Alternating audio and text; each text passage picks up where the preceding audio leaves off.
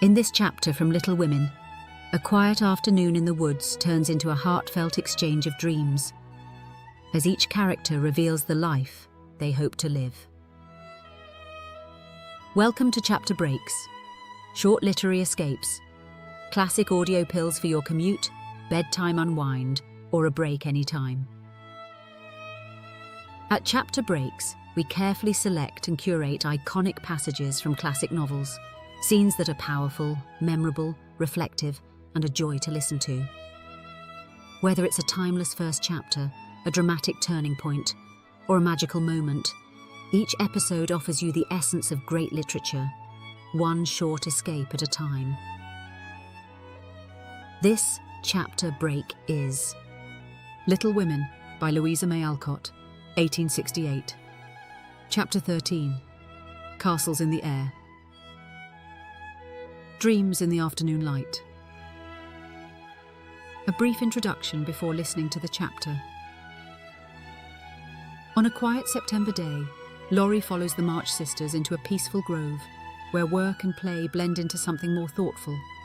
Beneath the trees, with sunlight flickering through the leaves, the friends share their castles in the air, the dreams they hold for the future, each one revealing a different hope, desire, or calling.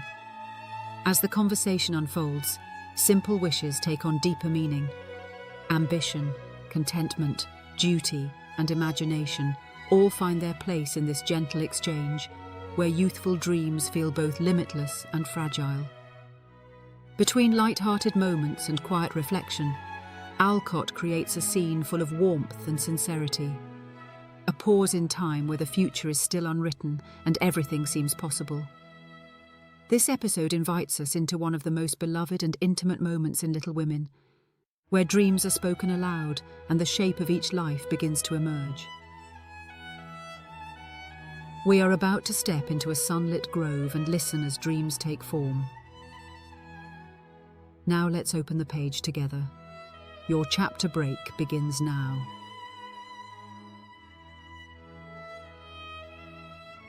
Chapter 13. Laurie lay luxuriously swinging to and fro in his hammock one warm September afternoon, wondering what his neighbours were about, but too lazy to go and find out.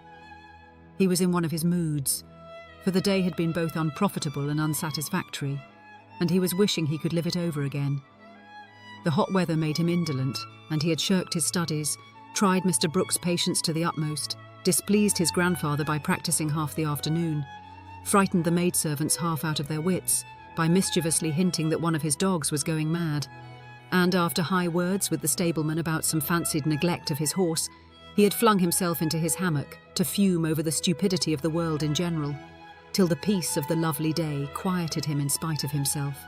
Staring up into the green gloom of the horse-chestnut trees above him, he dreamed dreams of all sorts, and was just imagining himself tossing on the ocean in a voyage round the world when the sound of voices brought him ashore in a flash.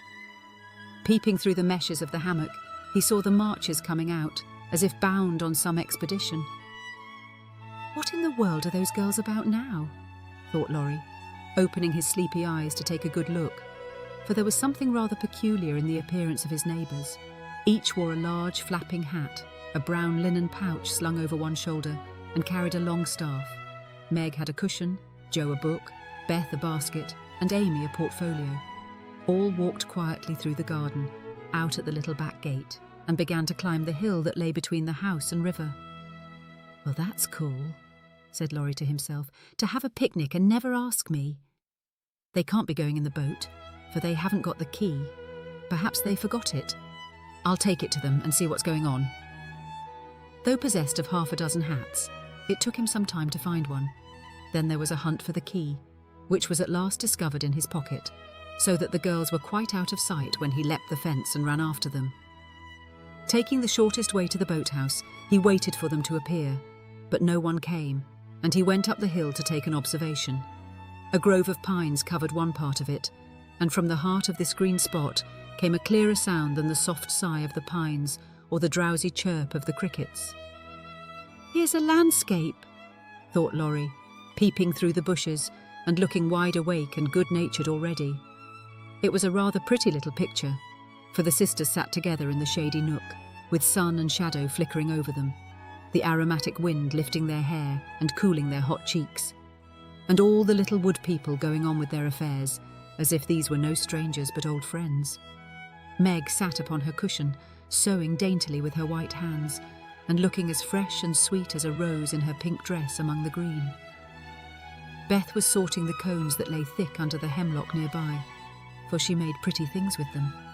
Amy was sketching a group of ferns, and Jo was knitting as she read aloud. A shadow passed over the boy's face as he watched them, feeling that he ought to go away because uninvited, yet lingering because home seemed very lonely, and this quiet party in the woods most attractive to his restless spirit.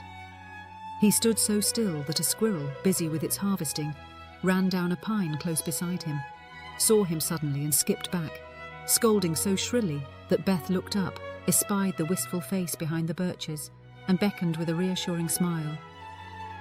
"May I come in, please? Or shall I be a bother?" he asked, advancing slowly. Meg lifted her eyebrows, but Jo scowled at her defiantly and said at once, "Of course you may. We should have asked you before, only we thought you wouldn't care for such a girl's game as this." "I always like your games, but if Meg doesn't want me, I'll go away." "I've no objection, if you do something. It's against the rules to be idle here," replied Meg gravely but graciously. "Much obliged. I'll do anything if you'll let me stop a bit, for it's as dull as the desert of Sahara down there. Shall I sew, read, comb, draw, or do all at once? Bring on your bears. I'm ready." And Laurie sat down with a submissive expression delightful to behold. "Finish this story while I set my heel," said Jo, handing him the book. "Yes'm," was the meek answer, as he began, doing his best to prove his gratitude for the favour of admission into the Busy Bee Society. The story was not a long one, and when it was finished he ventured to ask a few questions as a reward of merit. "Please, ma'am, could I inquire if this highly instructive and charming institution is a new one?" "Would you tell him?" asked Meg of her sisters. "He'll laugh," said Amy warningly. "Who cares?" said Jo.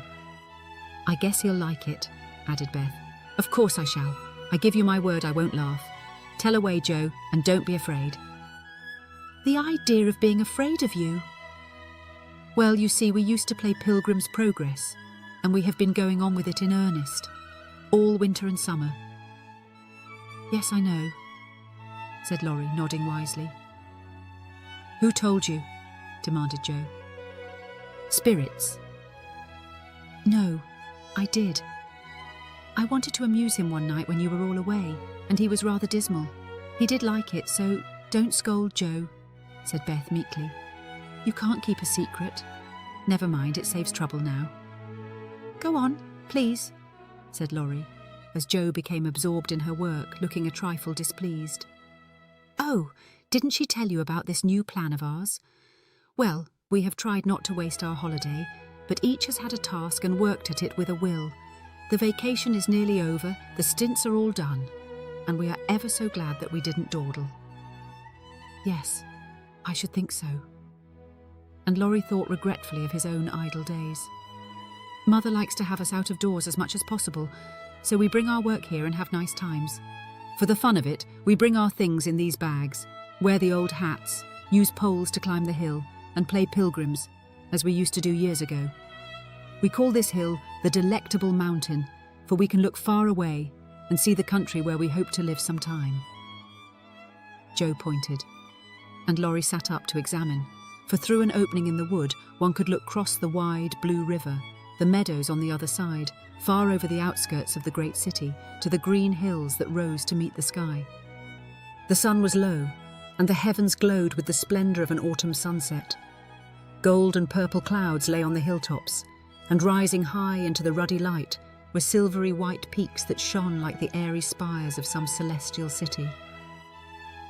"How beautiful that is," said Laurie softly, for he was quick to see and feel beauty of any kind. "It's often so, and we like to watch it, for it is never the same, but always splendid," replied Amy, wishing she could paint it. "Jo talks about the country where we hope to live sometime. The real country, she means, with pigs and chickens and haymaking.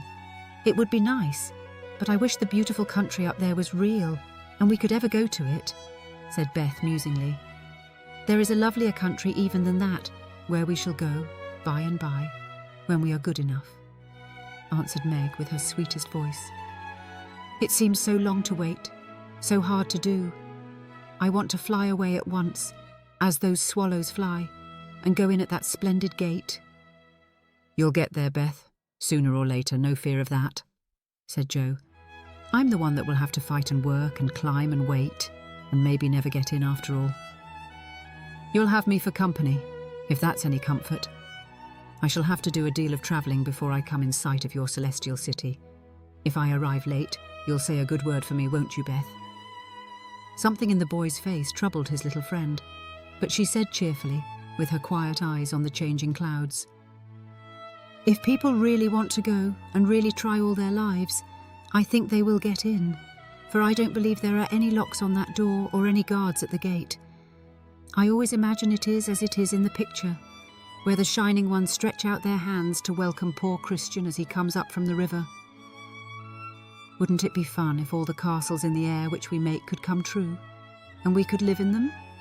Said Joe, after a little pause. I've made such quantities it would be hard to choose which I'd have, said Laurie, lying flat and throwing cones at the squirrel who had betrayed him. You'd have to take your favourite one. What is it? Asked Meg. If I tell mine, will you tell yours? Yes, if the girls will too. We will, now, Laurie. After I'd seen as much of the world as I want to, I'd like to settle in Germany and have just as much music as I choose. I'm to be a famous musician myself, and all creation is to rush to hear me. And I'm never to be bothered about money or business, but just enjoy myself and live for what I like. That's my favourite castle. What's yours, Meg?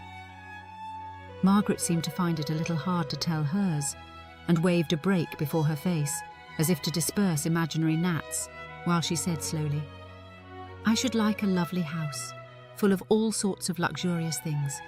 Nice food, pretty clothes, handsome furniture, pleasant people, and heaps of money.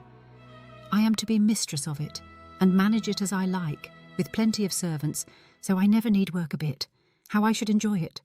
For I wouldn't be idle, but do good, and make everyone love me dearly. Wouldn't you have a master for your castle in the air? Asked Laurie slyly. I said pleasant people, you know. And Meg carefully tied up her shoe as she spoke, so that no one saw her face. Why don't you say you'd have a splendid, wise, good husband and some angelic little children? You know your castle wouldn't be perfect without, said blunt Joe, who had no tender fancies yet, and rather scorned romance, except in books.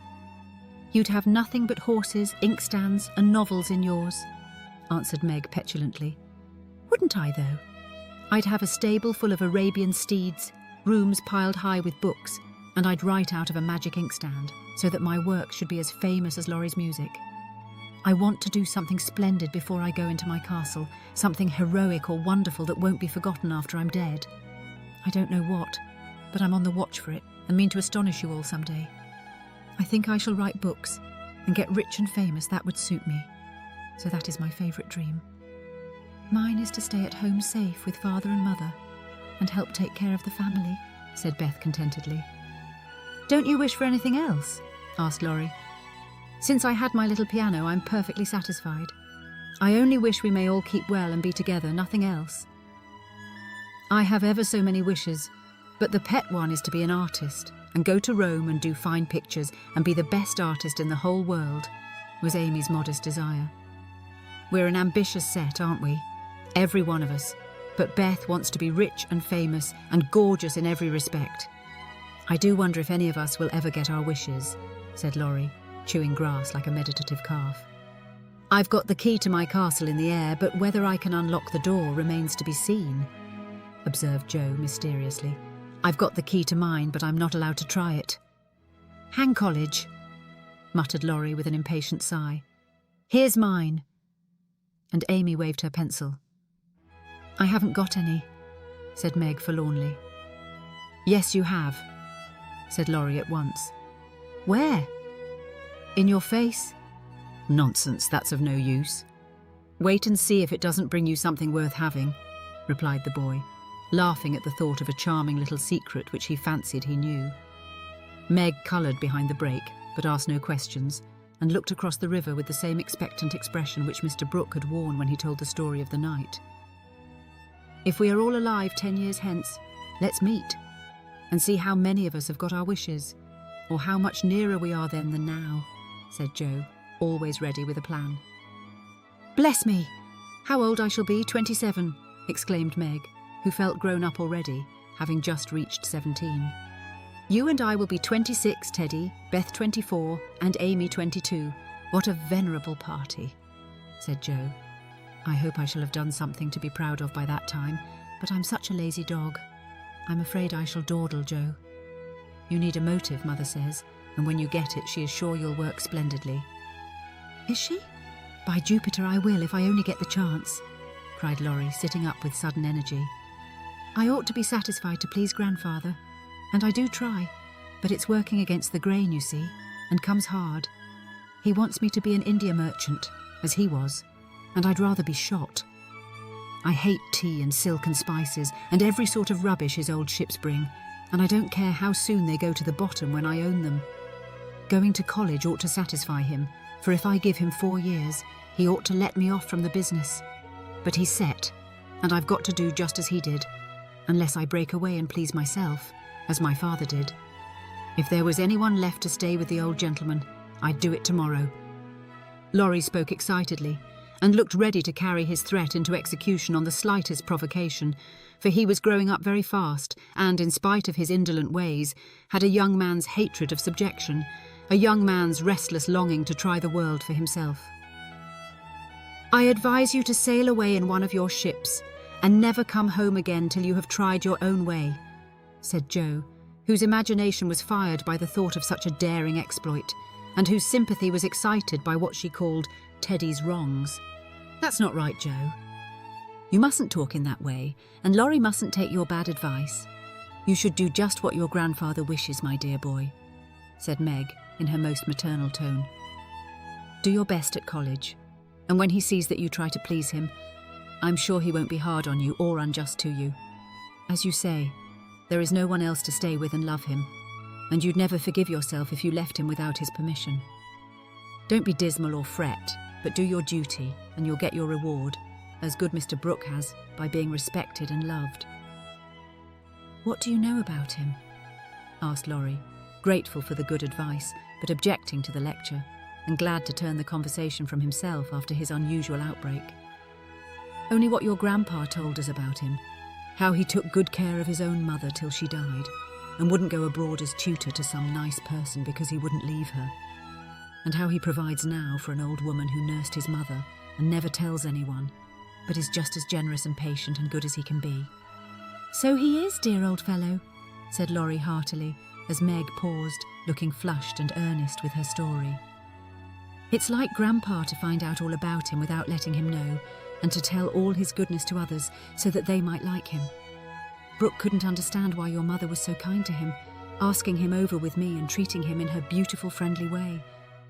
He thought she was just perfect, and talked about it for days and days, and went on about you all in flaming style. If ever I do get my wish, you see what I'll do for Brooke." "Begin to do something now by not plaguing his life out," said Meg sharply. "How do you know I do, miss?" "I can always tell by his face when he goes away. If you have been good, he looks satisfied and walks briskly. If you have plagued him, he's sober and walks slowly, as if he wanted to go back and do his work better." "Well, I like that. So you keep an account of my good and bad marks in Brooke's face, do you? I see him bow and smile as he passes your window, but I didn't know you'd got up a telegraph." "We haven't." "Don't be angry, and oh, don't tell him I said anything. It was only to show that I cared how you get on, and what is said here is said in confidence, you know," cried Meg, much alarmed at the thought of what might follow from her careless speech. "I don't tell tales," replied Laurie, with his high and mighty air, as Joe called a certain expression which he occasionally wore. "Only if Brooke is going to be a thermometer, I must mind and have fair weather for him to report. Please don't be offended. I didn't mean to preach or tell tales or be silly. I only thought Joe was encouraging you in a feeling which you'd be sorry for by and by.